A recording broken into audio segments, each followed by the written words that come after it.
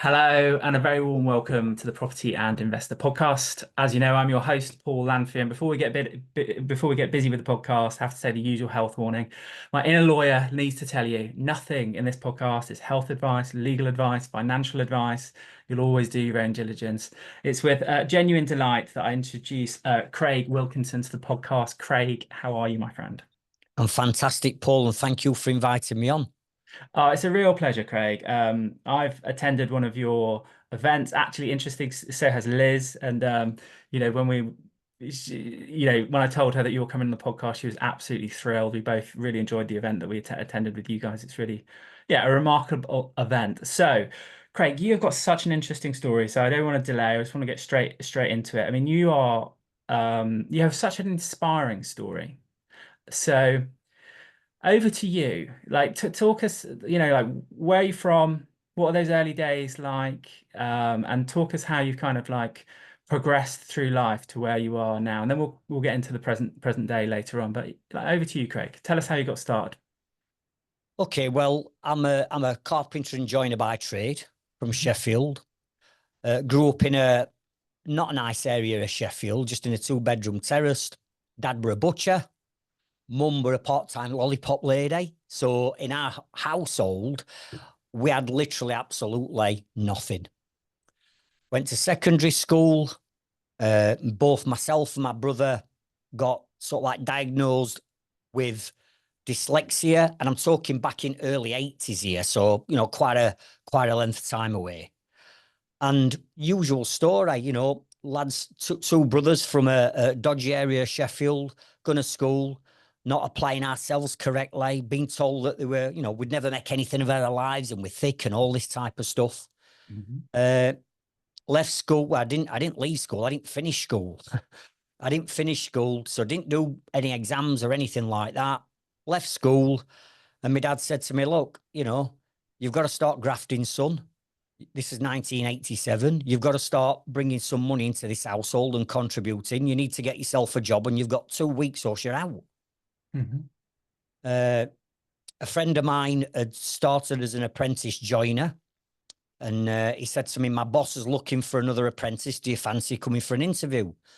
And I was like, "Steve, I'm absolutely rubbish at woodwork at school. I were hopeless at it. But I got the pressure from my dad saying, you've got to go and get a job, son. You're not sponging off us. You're 16, 17-year old. Go and make your own way in life." So went for the interview, got the job, and started my 5-year apprenticeship as a bench joiner back in 1987. Mhm. That's where it all started. Mhm. And I mean, that was pretty robust parenting from your dad there, if you don't mind me saying. You got 2 weeks to get a job, or otherwise, you're out. Uh, was that his style of parenting? Do you know what? I think it wasn't his style of parenting, to be honest, because my dad were always quite lenient and soft. If anything, it was my mum that used to bring every hand down on us. But Yeah. I got what he was saying. We didn't have a lot of money coming into our household. Mhm. Uh, and I think my dad were a little bit concerned that he got me leaving school. And then 2 years later, my brother were going to be leaving school. Mhm. Who's going to support this growing family at that time? And my dad's always been a grafter. He started when he was 14, 15. And I think that just sort of like transpired through to, listen, I did this. I grafted when I was your age. So you're going to have to get off your backside and do it yourself. And I did. Mhm. And what was it like then? Tell us about this first job. What did you learn? What was it like? What was the environment like? What were the people like? I can say this now, but I hated it, Paul. I absolutely hated it. I didn't like the job. Uh, my boss, I can say this now because I've smoothed things over him over years, but my boss at the time used to bully me and pick on me. You got to go back to, you got to think this is 1980s, Mhm. where, a clip round back at head as a 16, 17-year-old lad when you did something wrong were acceptable back then. You won't get away Mhm. with it nowadays. Yeah, yeah, yeah. But I felt like I were bullied with my boss. And honestly, Paul, even to this day, if you speak to my wife, Sarah, I wake up with literally nightmares, even though I'm 54-year-old now, because what my old boss put me through, physical and mental bullying back then, I still dream about it now, Mhm. literally. So I didn't enjoy my time as a joiner. Obviously, being dyslexic, I struggled with numbers, as daft as it sounds. So literally reading tape measures, I look at a tape measure and all numbers used to jumble up. Hmm. So with all that lot in, obviously I wasn't the best apprentice he'd ever had. And he let me know about it because he used to bully me. And I hated it. I hated that job for that 5-year apprenticeship. I hated it. Oh, mate, that is rough. And I mean, I'm definitely not making excuses for him. I mean, as you say, like, it was a different time. You talk about, that workplace. I think that's definitely.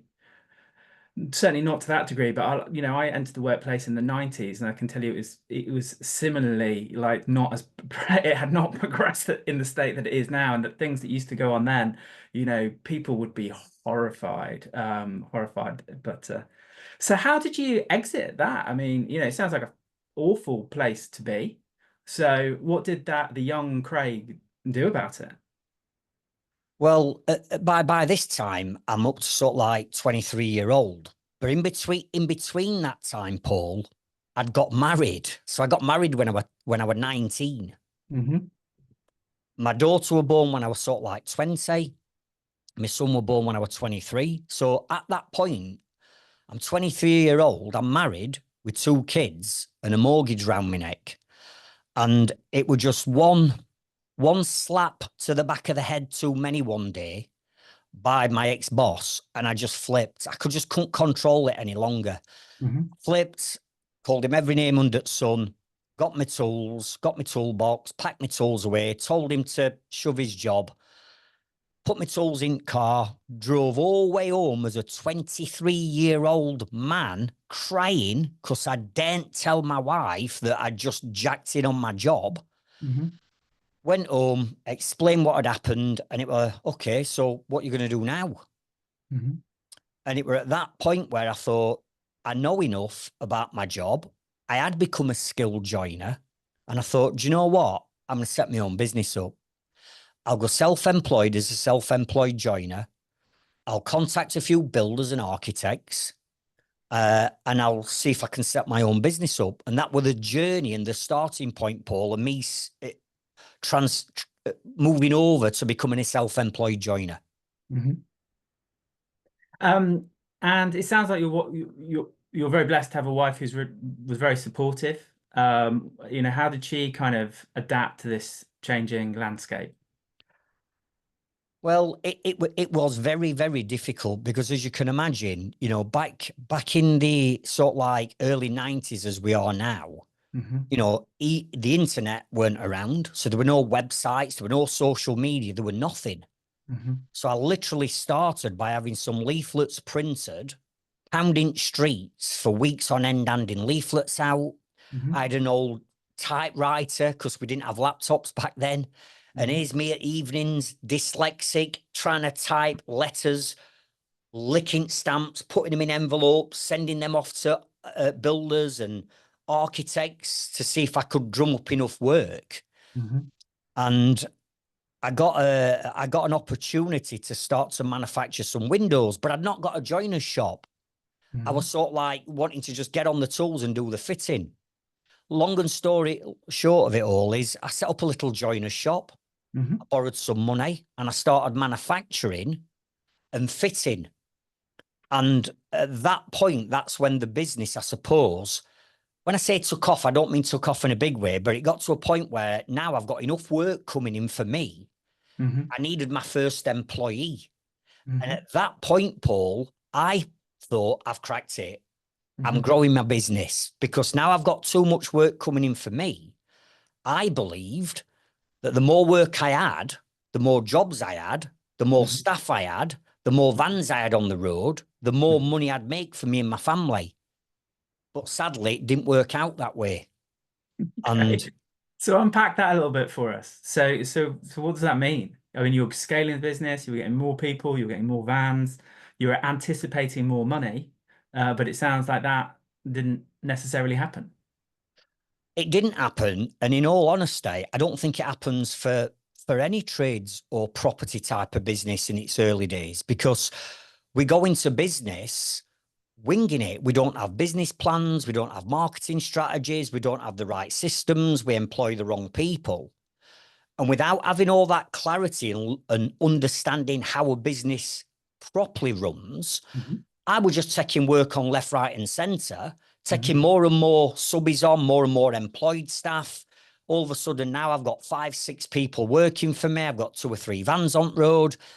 Everybody from the outside in used to look at me and say, he's doing all right for himself, that Craig Wilkinson. He must be raking it in. Yeah. But truth be told, behind the scenes, Paul, this business is now killing me because I'm working 80, 90 hours a week. I'm stressed out at max. I'm robbing Peter to pay Paul because I've got cash flow problems. My overheads are crippling my profit margins. I'd not got any systems in place whatsoever. So I'm staying up till 10, 11, 12 o'clock at night doing all my paperwork at evenings. And all this lot ended up putting pressure on my marriage. So at 26 years old, here's me grafting my nuts off, wanting to build a better quality of life for me and my family. Actually had the opposite effect because that pressure took its toll on my marriage and my marriage collapsed and I ended up getting divorced. And I still to this day put it down to the stresses and strains of building and growing and scaling a business. If we don't do it the right way, it ultimately will cause problems and arguments at home. And that's what it did for me. Yeah. So my marriage broke down and I just, I just completely lost it. I lost all momentum. I didn't care about my business. I didn't care about anything, if I'm honest. And I ended up hitting literally rock bottom and losing just about everything I had in my life. I lost my home. My kids ended up moving in with somebody else who became their sort of like dad, which were horrendous to experience. And because of all the pain that I was going through, I let the business slip. And I just ended up being in a terrible, terrible place, living back home at 26, 27-year-old with my mum and dad, back in that same house that I grew up in. Yeah. Where my dad said to me, you've got to go and get a job, son. Here's me now, married, divorced, 2 kids and a failing business, back at my mum and dad's in my late 20s. It just brought me to my knees. So how did you build back? Because this is clearly, this is clearly not the man you are today. So what was the catalyst? What was the change? How on earth did you pick yourself up from this place? Well, I was stuck in that place for a good 3 years. And there were 2 things that happened that at that point made a big shift. One of them was my dad, who pulled me to one side and had an extremely stern word with me about how my life was going, to the point where my dad got upset, and I'd never seen my dad cry ever, but he was emotionally affected by what I was putting him through. And I didn't want my dad to go through that.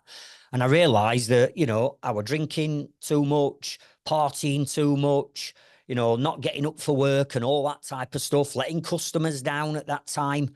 So my dad had a bit of a stern word with me. But then I went to Benidorm with my friends, with my mates on a lad's holiday. And while I'm in Benidorm, I meet a girl called Sarah from Glasgow. And we sort of like struck it off. We built a friendship up while we were on holiday. And then I came back. And for the first time, I actually felt something back in my life. I felt like I wanted to be around people. I felt like someone had shown an interest in me for the first time in years. And here we are, best part of 30 years later, married to Sarah with our family and our kids. Yeah. So it were 2 things, Paul, really. When see my dad upset and what position I put him in. But at the same time, I met Sarah and it was like, actually, I could have a life. I don't have to dwell in self-pity, sat on my pity potty with a victim mindset, negative mindset that I got. Maybe something could come good out of all this. And that was a sort of like shift in me starting to pick myself up But underneath all that, I'd still got this failing business. Hmm. Shout out to Sarah then. Sounds like she was an angel who arrived in your life one way or another. It's funny how things pan out, Paul, because, here's me divorced with two kids in Sheffield, and she were slightly younger than me from a Catholic family in Hmm. Glasgow that don't believe in divorce. Hmm. So you can imagine, me traveling up to Glasgow at weekends to see Sarah with a family that found out I was divorced with two kids, went down like a lead balloon. So to come through all that and to get to where we are today and what we've achieved today, because it's not just what I've achieved, I couldn't have done what I've done and be where I am now without the help and support of Sarah along these years. Hmm. So we meet the fabulous Sarah. We begin to rebuild. Sounds like confidence and maybe some self-worth begins to build. And where do we go from there? Well, we're at this time where I'm starting to get myself back together. I started getting the business back on tracks, but I had this sort of like moment where I thought I need help. I Hmm. need help to grow this business. What I've tried and what I've done in the past has got me Hmm. to where I am, but it's never going to get me to where I want to be. Hmm. And I got invited 18 years ago to a networking event, Paul. Hmm. Now, back then, I'd never even heard of networking. It's readily, you do your events, Yeah. fantastic events. I put my events on, but 18 years ago, this networking malarkey didn't really exist. But I went to this networking event and hated that experience because I had to stand up and do this elevator pitch thing that nobody told me about. But at that networking event, I joined the group, and eventually, when I got sort of like a little bit more confident, there was a guy in our group who were a business coach. Hmm. And I've been speaking to him and having these one-to-ones with him and explaining to him, where my journey so far. And he's like, have you got a business plan? No. What's your marketing strategy? I don't have one. Do you know the numbers in your business? No. And he's like, right, why don't I start helping you and start teaching you how to structure and frame your business correctly? Hmm. So I took this business coach on when I was working 90 hours a week, stressed out at max, robbing Peter to pay Paul, cash flow problems and all sorts. Hmm. But within 18 months, Paul, Hmm. I learned the skills of how to build, grow, and scale a proper business and not just wing it and make it up like I've been doing for all them years. Hmm. And 18 months later, I went from being that ultimate busy fool Hmm. to having a business that ran like clockwork, Hmm.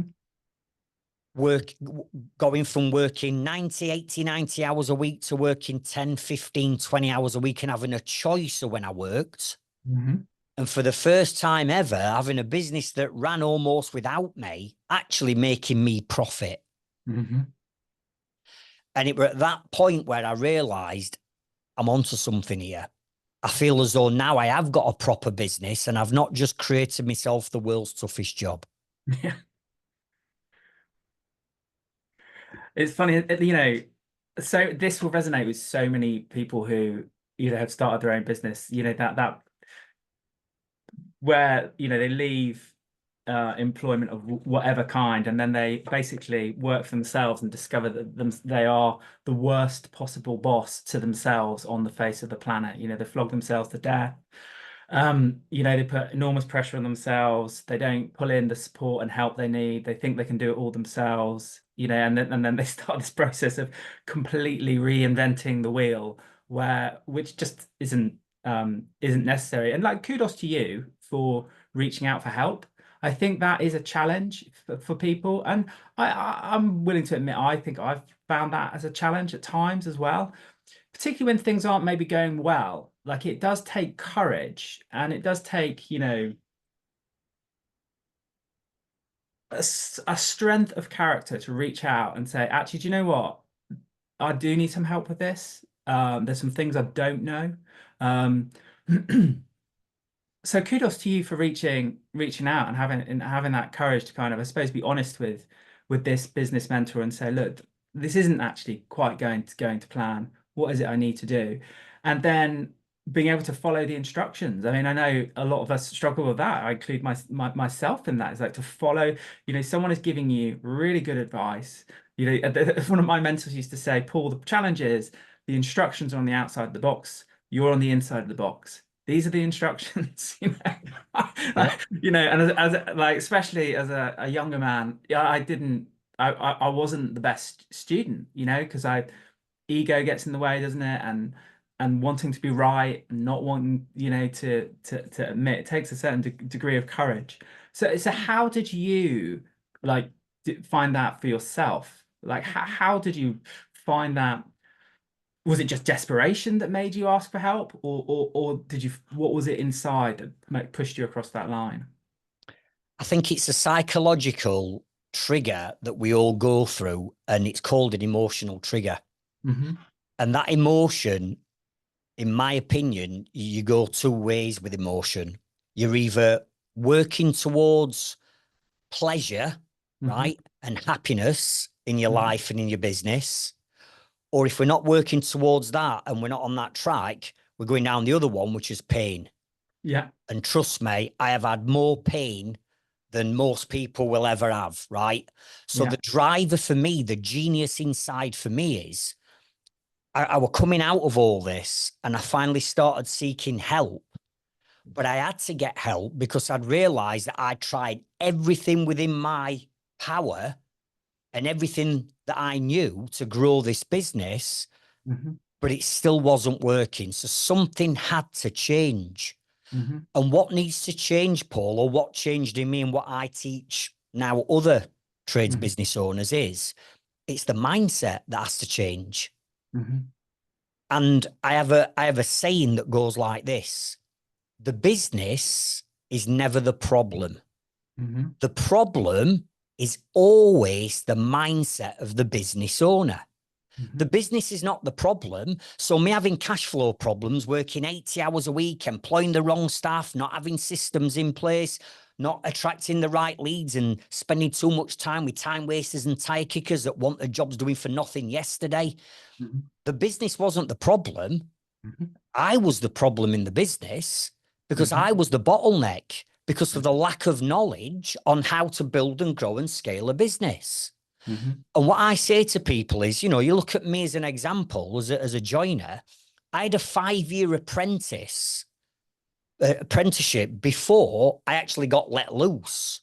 And then even after 5 years, I was still learning my trade. Hmm. But when we set up a business, regardless of what industry or sector you're in, we're passionate about what we do. We're good at what we do, or else we won't go it on as own. But Hmm. business is an apprenticeship. It's the exact same. And Hmm. if we don't take time to learn that apprenticeship and Hmm. learn how a business grows and scales that gives you time and financial freedom, Hmm. then ultimately you end up being a busy fool like I was. Hmm. Because that's like saying to me, right, it's week 1 of your apprenticeship as a 17-year-old joiner, but I Hmm. want you to manufacture and fit an 8-kite winding staircase. It's like, how am I supposed to know that until you give me the knowledge and experience? Hmm. And it's the same in business. How is anybody supposed to know how to put a business plan together or Hmm. create a marketing strategy that brings your best clients and customers to you in the highest concentration? We Hmm. don't. So we stumble around it and we have a pop at it and we try everything. Hmm. But usually, the majority of the time we invest or the money we invest into it, it's not going to work because that's like me trying to manufacture and fit a staircase on week number 1. Hmm. So we have to learn the skills, but we'll not learn the skills until we Hmm. change our mindset and we Hmm. move away from having a fixed mindset or even, dare say it, a negative mindset, which is where I used to be. Hmm. But if we can make a conditional shift in changing our behavior and our mindset Hmm. and start to move the mindset towards a growth and open mindset where we are willing to ask for help, where we're willing to get new knowledge, where we're willing to get help and support, Hmm. and we motivate ourselves to take action on that knowledge, then Hmm. we'll generate results. Hmm. But it comes back to that old saying that we all know: the definition of insanity is doing the same thing over and over and again and expecting a different result. Hmm. If the results aren't coming, we need to change our approach. But we Hmm. can't change our approach until we've changed our own mindsets. Hmm. So for me, the catalyst to all this success, certainly for me, is we've got to have a shift and change in his mindset, because the business is not the problem. The business owner's the problem. I think this is like a timely podcast because I think if you look at the general sentiment in the UK, um, it is astonishing how negative it is. And I'm not suggesting that we don't have any problems. So I'm not pretending that we don't have really significant problems that we need to address. We need to approach them systematically. We may need to make difficult decisions. So, like, let's be just really clear about that. We have problems. We have to solve them. But also, it is alarming how negative I think the sentiment is in the UK. And I'm looking at it from just a really practical point of view. And I suppose I'm looking at primarily as a parent as well, which is what what signals do we want to send young people in this country? You know, if the signal young people in this country are going to be continually sent is you don't have a future, it's the apocalypse is coming, there's no hope, everybody hates each other. Like it's like what kind of diet are we putting them on, you know? And so I have very strong opinions about, you know, at the dinner table, the kind of conversations that should take place. And I'm happy to rein people in because I'm just, life is too short. I think um, we have an abundant, beautiful future coming. We are going to have to work for it, fight for it, get after it. But I think the opportunity is there for all of us. So I've got on my soapbox there, so I'll get off my soapbox, Craig. But so this will sound like a really simplistic question, but I think it's quite important. Is you use two bits of terminology that we can assume that lots of people know, but I don't actually think everybody knows. So you talked about a fixed mindset and a growth mindset. There's a book on it. Not everybody would have read that book. So just describe for us very simplistically, what's the difference between a fixed mindset and a growth mindset? And how would somebody transition between the two? Because I would say right now, a lot of sentiment that I'm feeling in mainstream media journalism is this kind of fixed mindset and so yeah, what's the difference between the two, and how, if someone came to you and you could see as they walk through the door, that's the thing we need to fix, how do we make them transition or help them, support them to transition? Yeah. So how I would describe a fixed mindset is, let's say a stranger. I was with a stranger that had got a construction property business, right? And they got a few challenges and they didn't know me from Adam. Hmm. And I walked in and I said, right, what challenges have you got in your business? And they tell me, and I go, right, straight away is what you need to do. You need to go away and you need to put a 90-day action plan together and then a 12-month business plan. You need to take all them actions out of those plans and go and set them in a default diary and set time aside every week to work on your business, not in it. You also need to go and start shooting videos, right? Because video marketing is the thing that's going to grow your business. Hmm. So your personal brand has got to come into it. People don't buy from a business anymore. They're not buying from a logo. They're buying from individuals' personal brand. So now I want you to go out and I want you to start shooting videos tomorrow. And this is your script. I also want you to go and download this software called ServiceMate. And I want you to start to build automated sales funnels inside ServiceMate. Can you go and do that? People with a fixed mindset are going to go, what the hell are you talking about? No, I'm not going to do it. It makes me feel uncomfortable. I don't know what I'm doing. It's the fear of the unknown. So what do? They get back under the little comfort blanket where they're at that level, and Hmm. they're not prepared to throw that comfort blanket in the skip and put themselves through the fear zone, the fear of not knowing what's going to happen. Hmm. Because when we can get through the fear zone, we then get into the growth zone. And so if I were to say that to someone with a fixed mindset, they're going to give me every BS excuse on why they're not going to do what I've asked Hmm. them to do. But if I went to someone that had got a growth open mindset because they've been developing themselves and developing the mindset and the business, and I said that, They might not know exactly how to set up an automated pipeline. They might not know how to or have the confidence to shoot a video. Or they might not know how to put the business plan together, but they'll start asking questions like, I get that, Craig. Show me how to do it. Mm-hmm. How can I do it? What do I need? What tools do I need? What training do I need? Where can I find this information out? When do you want me to have got it completed by? Are you going to hold me accountable? So there's a difference in mindset there between a fixed mindset. It feels too uncomfortable. I don't know what I'm doing, so I'm going to stay fixed where I am, compared to people that go, I know I have to change. I'm prepared to make these sacrifices and changes, Craig. Tell me what to do and I'll do it. And that's the difference. And how would you, let's say someone is stuck, they're stuck in a fixed mindset, or more broadly in life, that they're just really struggling to get the wheels moving. How would you help that person? Like, how would you help them transition? Yeah. Do you know what, Paul? It's as you know, I run coaching programs and things, right? I've literally just started another one this month on my inner circle. No, seriously. And I've got 20 trades, men and women, that have joined this program. And the first month, the only thing that we focus on in the whole of this first month is making that conditional shift from having that fixed mindset to the growth one. So I'm going to share with you now what I believe everybody needs to do to make that shift. And this is what we've just spent a full month on, but I'll give it you in a minute. Okay. Right. I think we're getting a good deal here, I have to say, Craig. Right.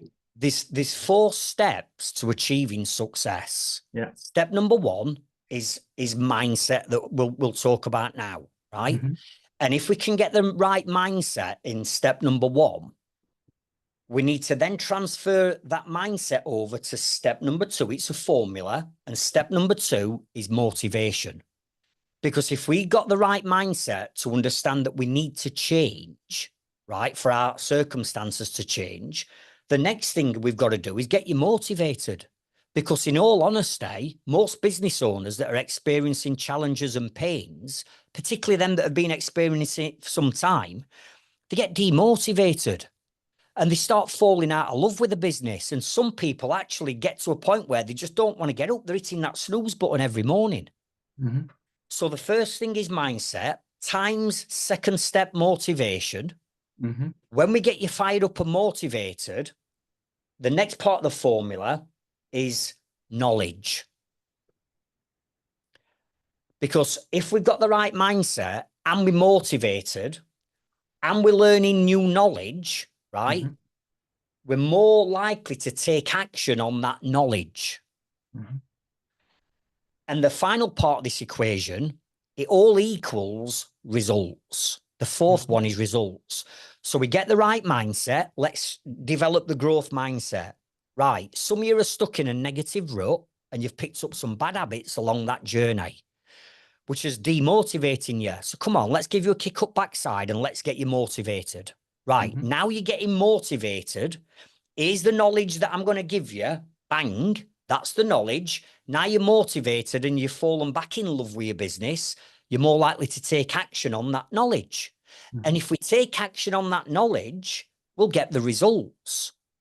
So the mindset is the catalyst to everything. So here's what people need to do, in my opinion, Paul, to change the mindset. And I've helped over 30,000 trades and construction business owners do this. Number 1, you've got to change your morning routine, right? Because your morning routine sets you up for everything. So let me give you an example of my morning routine this morning and what I teach my inner circle members.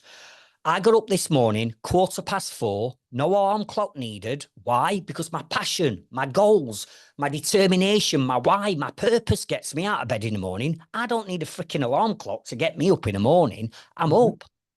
I got up. I wrote in a gratitude journal 10 things that I'm most grateful for every single day, because I used to have nothing. I was on my knees. So I'm grateful for everything. So I write down 10 things that I'm most grateful for. So I'm shooting positive vibrations into that universe first thing in the morning. Mhm. I come downstairs, I put 10 minutes of meditation on through an app called headspace.com. Mhm. So I listen to headspace.com. I don't go and sit on an hill, shave my hair off and put a robe on, humming with my legs crossed. I sit at my dining room table, I get a glass of water, and I listen to 10 minutes of meditation through Headspace.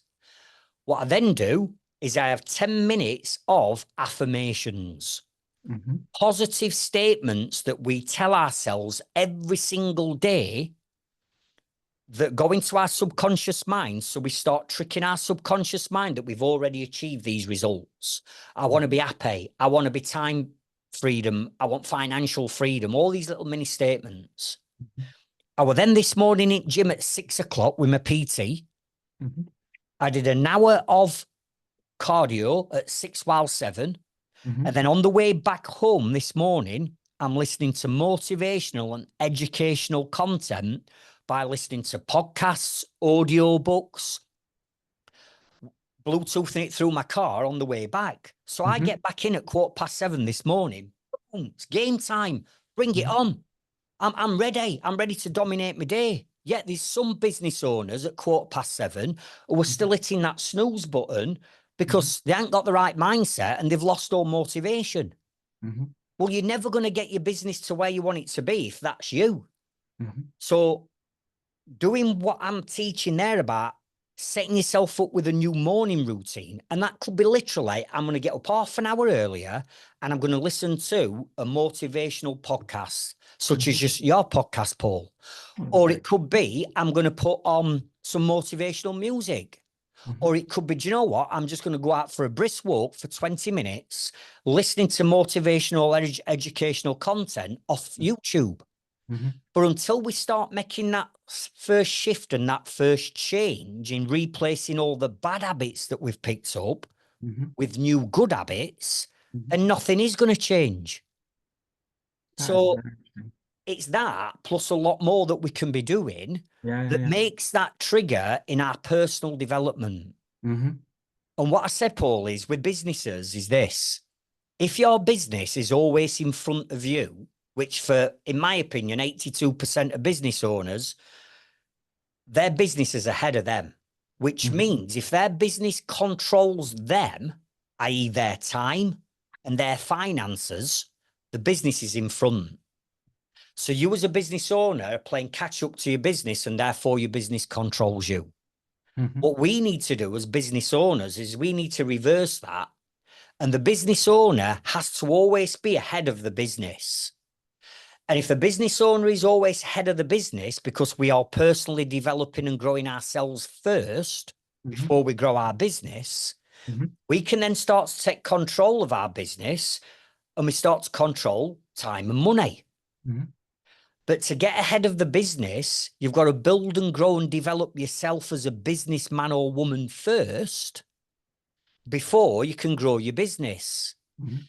Because if you want to get your business to a whole new level, you can't get to that next level with the mindset and the motivation and the knowledge you've currently got. That's brought you to where you are now, but it's not going to get you to where you want to be.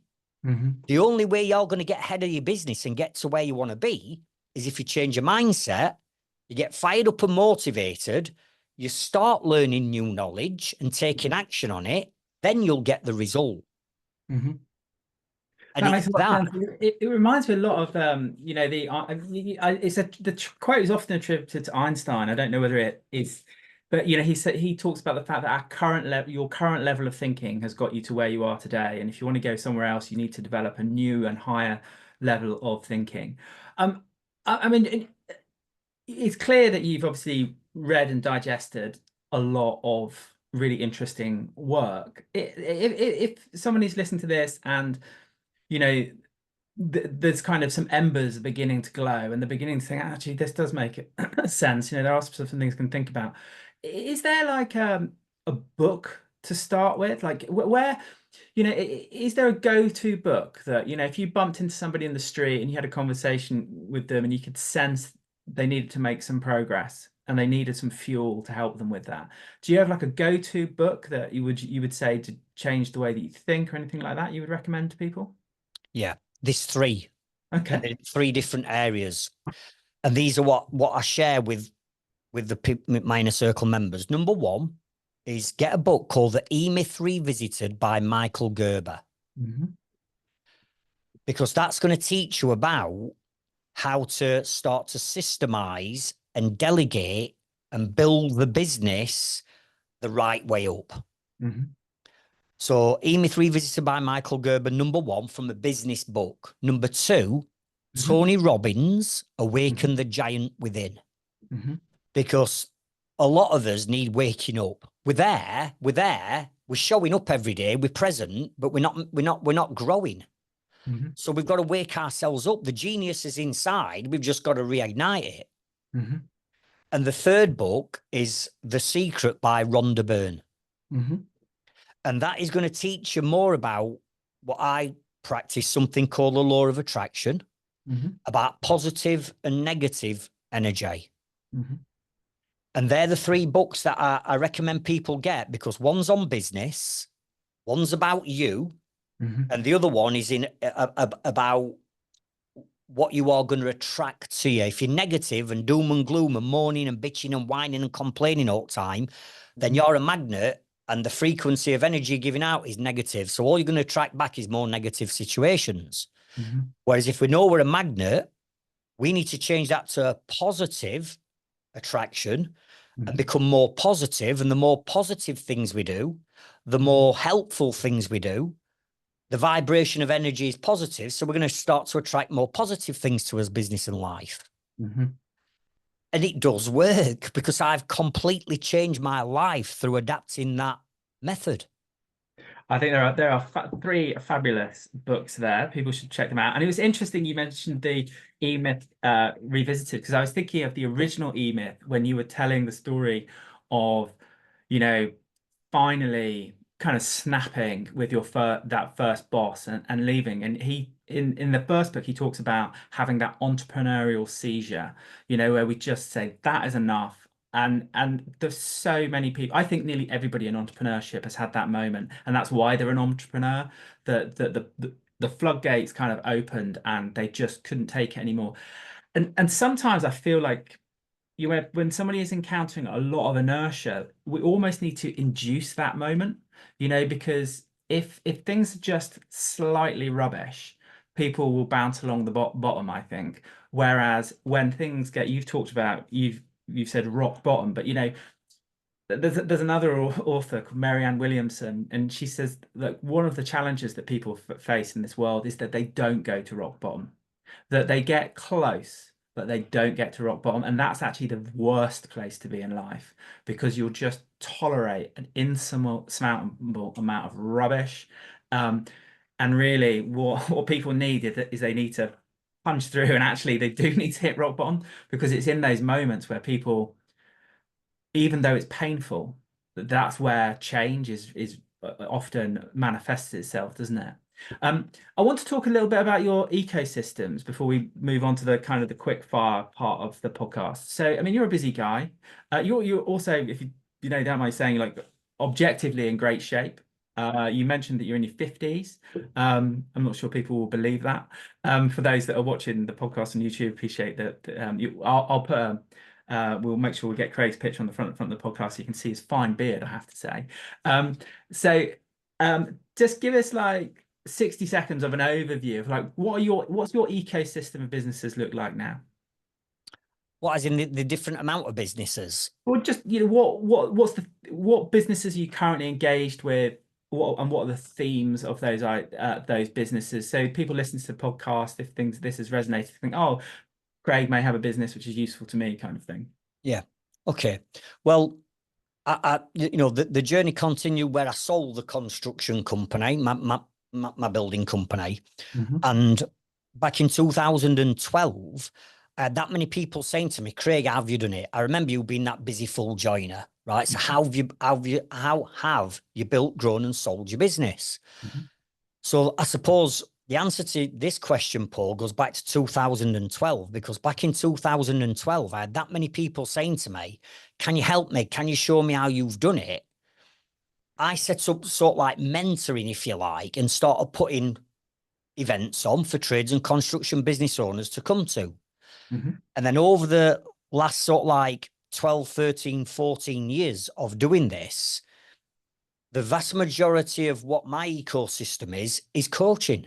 It's mentoring, Mm-hmm. mentoring other people in trades and construction and property Mm-hmm. on how to build, grow, scale, and even sell your business if that's what your exit strategy is. Mm-hmm. But within that coaching, there are a number of key pillars that people need to put into place in the business to help all that to come to fruition. Mm-hmm. One of them is marketing. Mm-hmm. So as much as we do the coaching through the Trades Freedom Club, the marketing side, I've got a marketing agency.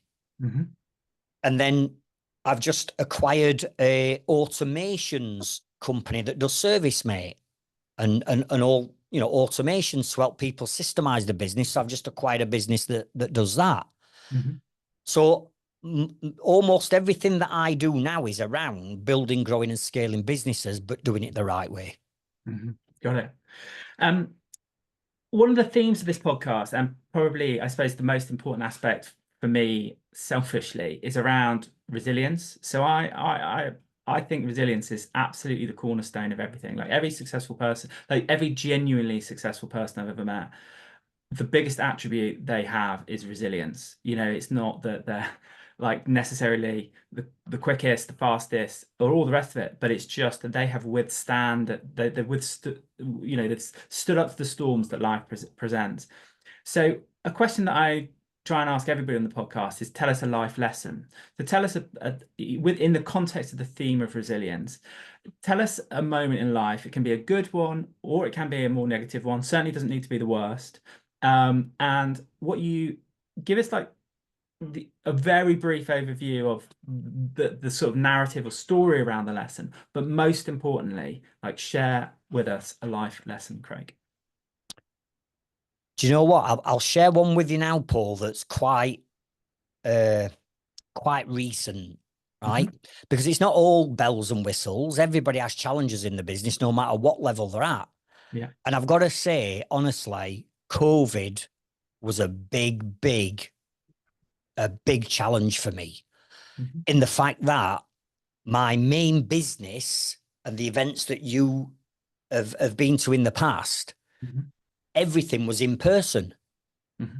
So I built a business on putting in-person events on and getting people to come to my events. And that was our business model. Mm-hmm. But back in March 2020, when we went into lockdown, obviously, literally overnight, everything stopped. Now, initially, it was just going to be for about 3 months.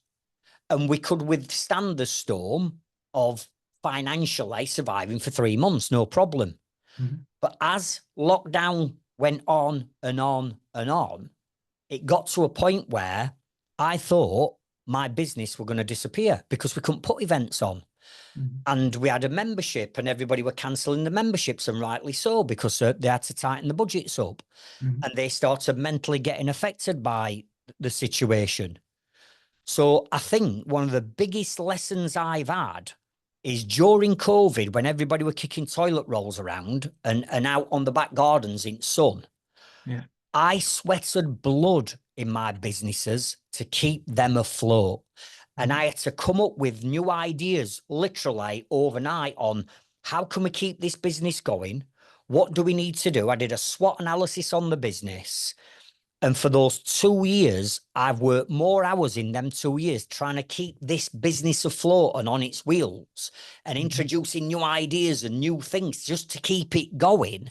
Mm-hmm. But at the same time, me personally, I was getting affected by it because, you know, I'm working every hour God sends. I've got all this stress and hassle. I've had to furlough a load of staff. I just literally, Paul, invested 70 grand into building a green screen media studio and training room in our offices. Mm-hmm. We'd only been open 3 months, so we went into lockdown. I had to write that 70 grand investment off on top of all that.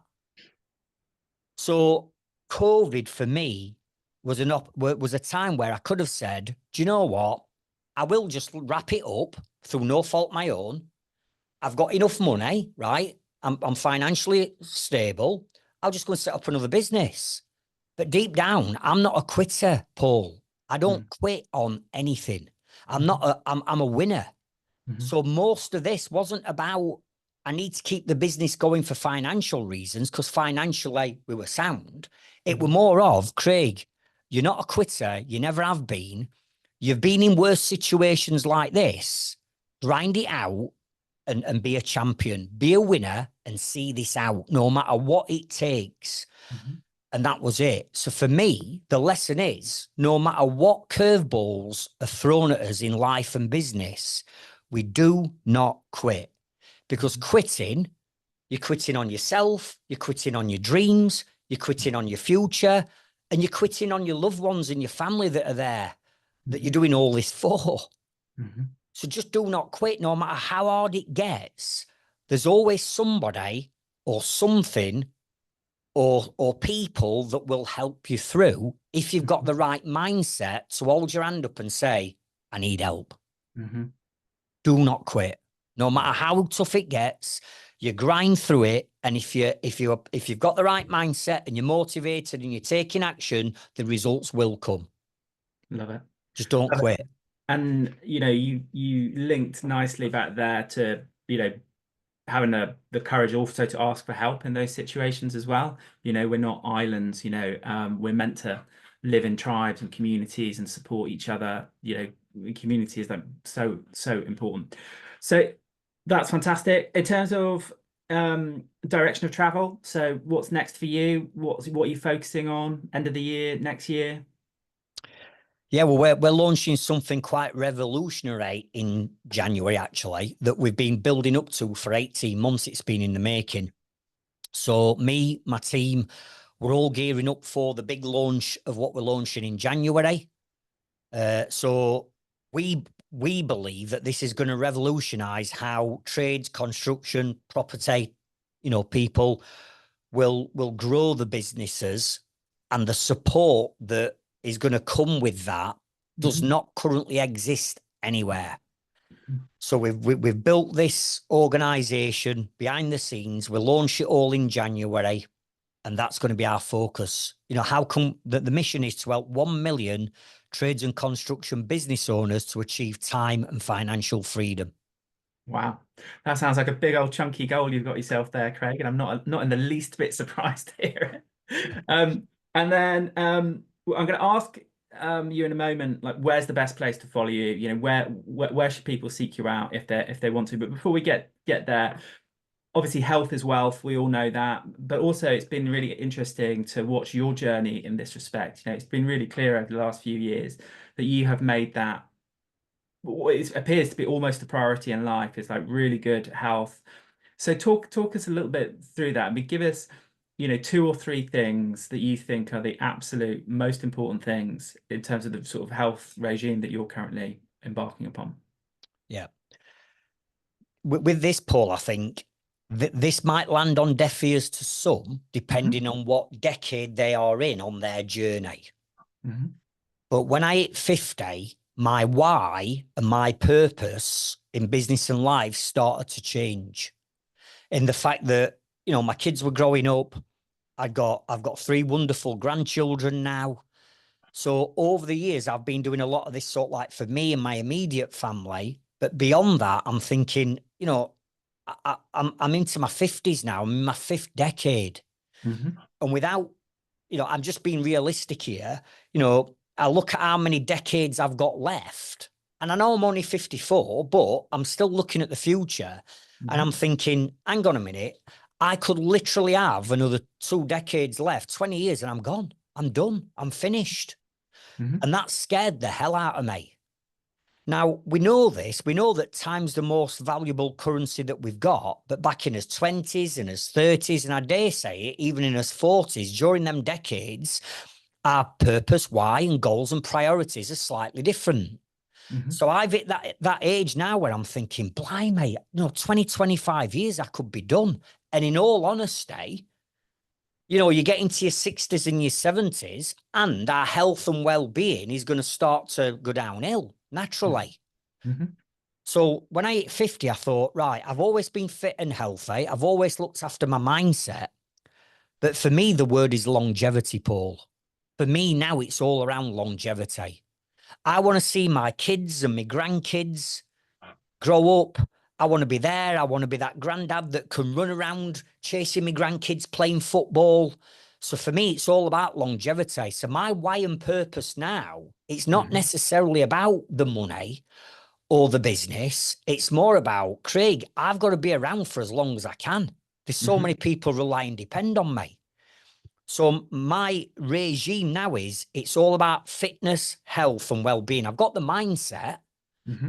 but having a PT, I started kickboxing last night. Literally, I Right. had my first kickboxing lesson last night, Yeah. 7 while 8, but I was still up this morning at 6 to go to the gym for my PT session.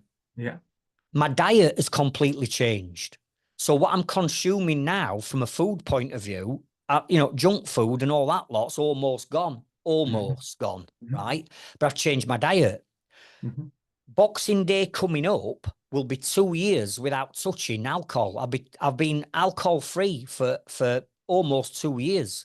Hmm. And if you'd have said to me, you'll never touch alcohol again, I'd be like, don't be daft, because I like a drink. I like to socialize. I like to go to Yeah. match and have a pint with my mates and things like that. Yeah. But I got to a point where what's more important, Craig, longevity or having a Hmm. pint with your mates at match? I can still go at match. I just Hmm. don't drink alcohol. Hmm. And all that lot, Paul, as without me actually doing it for this reason, has given me even more drive, more determination. Hmm. Life is so much better without alcohol in it. Hmm.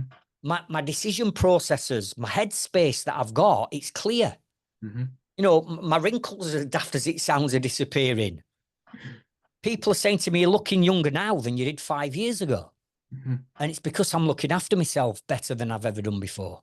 And what would on the nutrition front, so what would like a normal standard healthy day look for you like on the nutrition front? Yeah.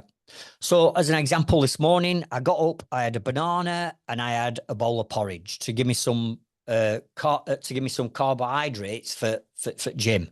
Hmm. I've had nothing to eat since, whereas before I might have had a Mars bar or something, right? Hmm.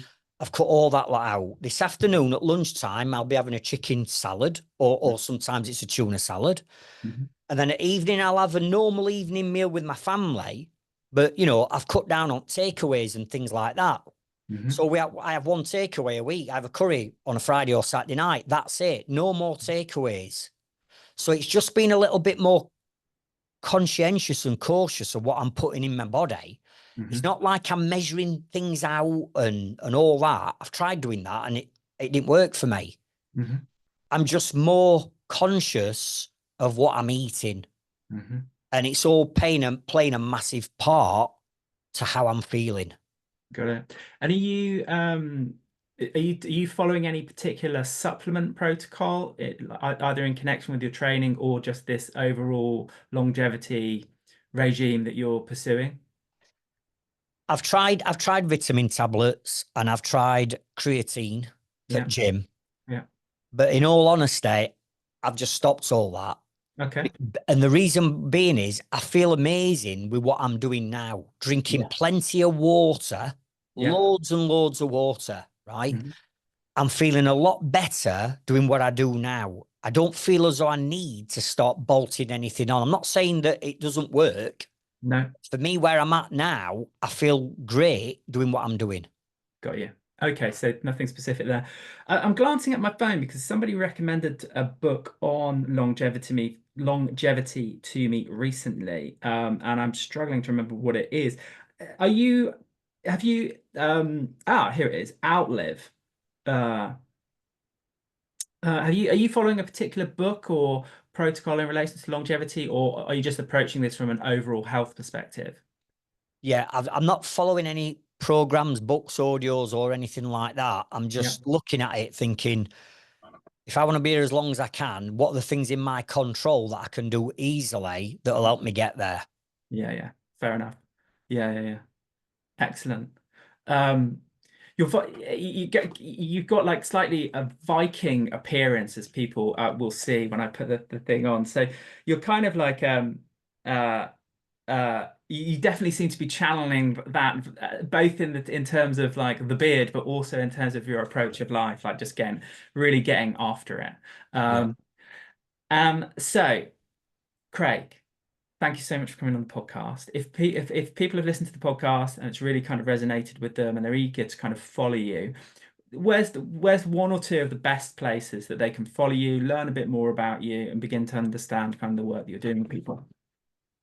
Yeah, I think the platform that people find us most on it is Facebook. Okay. So whether the people wanted to search for me, Craig Wilkinson, Yeah. or the Trades Freedom Club, Yeah. we've got a business page and we've got an incredibly supportive, helpful Facebook group called it's the Trades Freedom Club. If you search for me or Trades Freedom Club on Facebook, then you'll find us. And just give us a mention of your podcast. Let's give us a sentence on your podcast.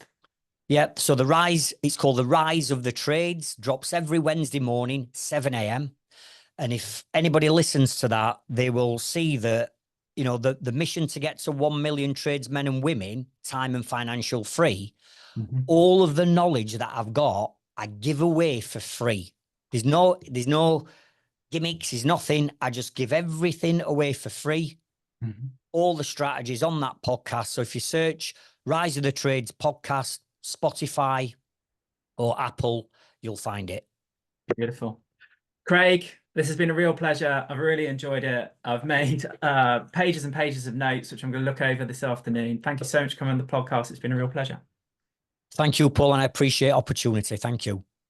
So there you have it, ladies and gentlemen. Craig Wilkinson. I'll put a link to Facebook and stuff below. Obviously, check out his podcast as well. If you've enjoyed the podcast, leave a comment, like the podcast. Please subscribe to the podcast, and you're always welcome to join me at the next Property Investor Breakfast. January is always a bit of a different one because we do a goal setting, and I make a few predictions about the year ahead. It's always a lot of fun. Please click the link below and join me on that.